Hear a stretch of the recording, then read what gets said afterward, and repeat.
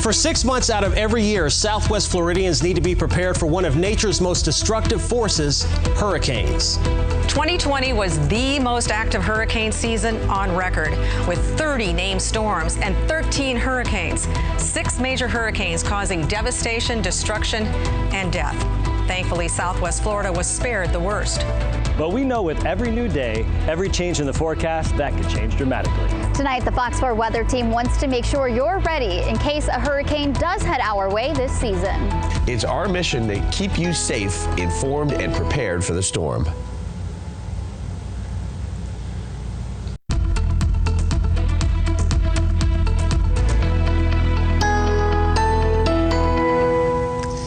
Hello, I'm Fox 4 Chief Meteorologist Derek Beasley, and thanks for watching Preparing for the Storm, a Fox 4 weather special brought to you by FPL.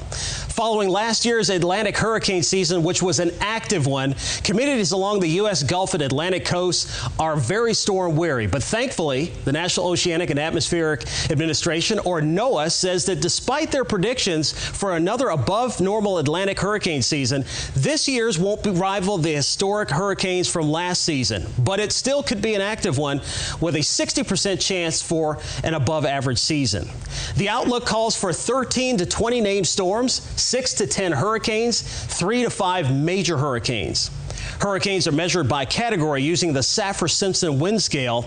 The categories range from 1 to 5, depending on the strength of the sustained winds within the storm, with 1 being the weakest and 5 being the strongest. Category 1 winds begin at 74 miles per hour, with Category 5 storms having winds of at least 157 miles per hour. Major hurricanes are classified as storms that are at least Category 3 with winds of 111 miles per hour or higher. The main reasons for NOAA's forecast is because we're expecting what's called a neutral season, neither El Nino or La Nina conditions in the Pacific. However, a weak El Nino may occur in the fall, which would increase the wind shear over the tropical Atlantic and potentially limit development. Data gathered from the last year's storms has National Hurricane Center rethinking their new normal when it comes to storms per year. The National Hurricane Center uses 30-year averages to determine the average number of storms.